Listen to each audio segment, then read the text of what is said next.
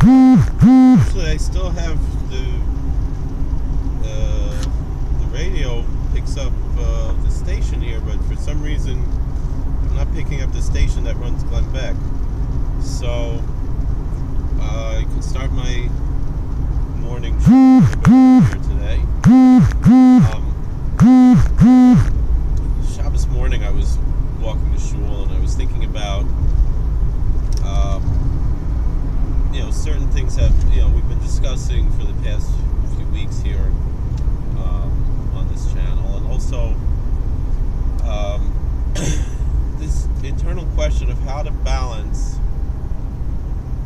the spiritual, even the mystical, with the practical and the rational. And where do they meet?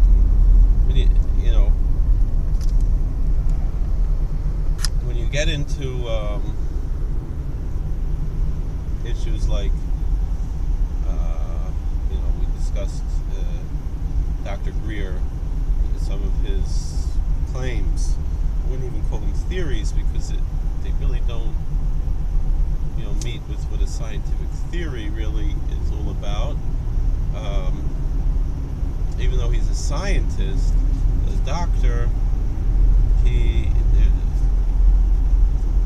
it's difficult, when he doesn't show his work, So, but still, all in all, it's quite interesting to me, the similarities to our own traditions, particularly when I listen to someone like Rabbi Bart Sadok and compare his teachings, which are Torah teachings, to Dr. Greer's claims and how to balance the two. That being said,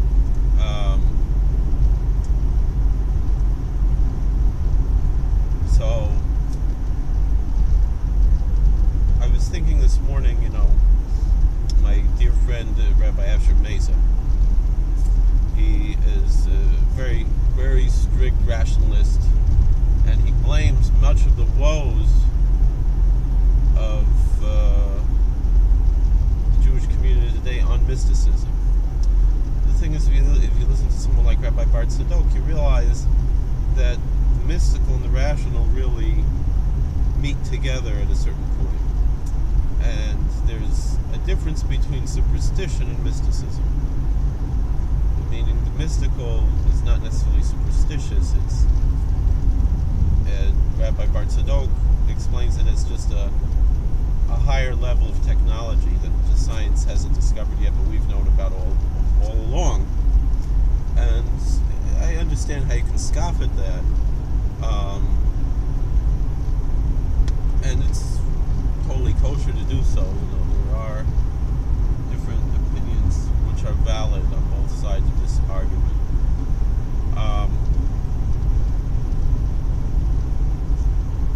But all in all,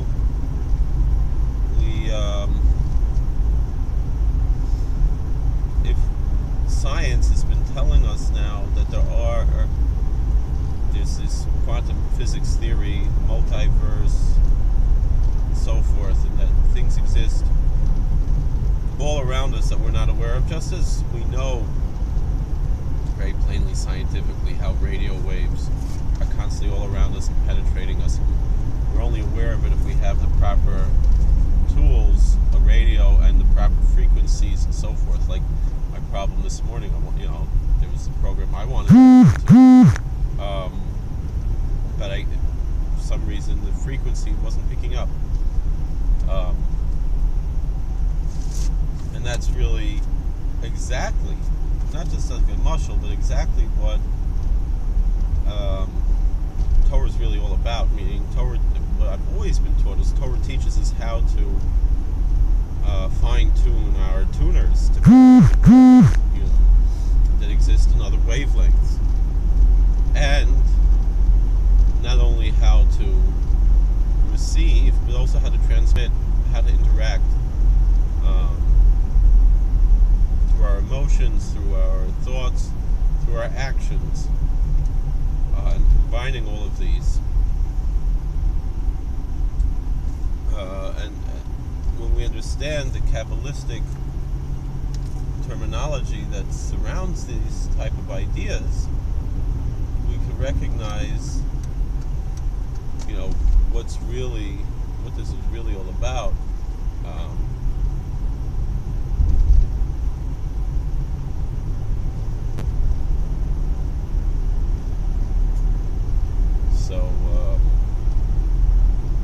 Then the mystical becomes rational, becomes practical, because there are effects that we have not only in the obvious way in this world, but the existence of these other worlds and these other wavelengths is coming closer and closer to be proven scientifically. So I think at a certain point, rationalists will have to admit that the mystics were right all along. However, I think the mystics will learn, especially the simpleton mystics, the ones who don't really understand what they're talking about, of which there are many, if not the majority, will also learn that yes, what they've been doing is valuable, but they're going to understand it in a different way. I'm going to talk a little bit more about this. I have to stop the video now for a few minutes. So thank you for watching. God bless you. Please like, share, and subscribe. And I look forward to talking to you. All right. Thank you so much. Be well.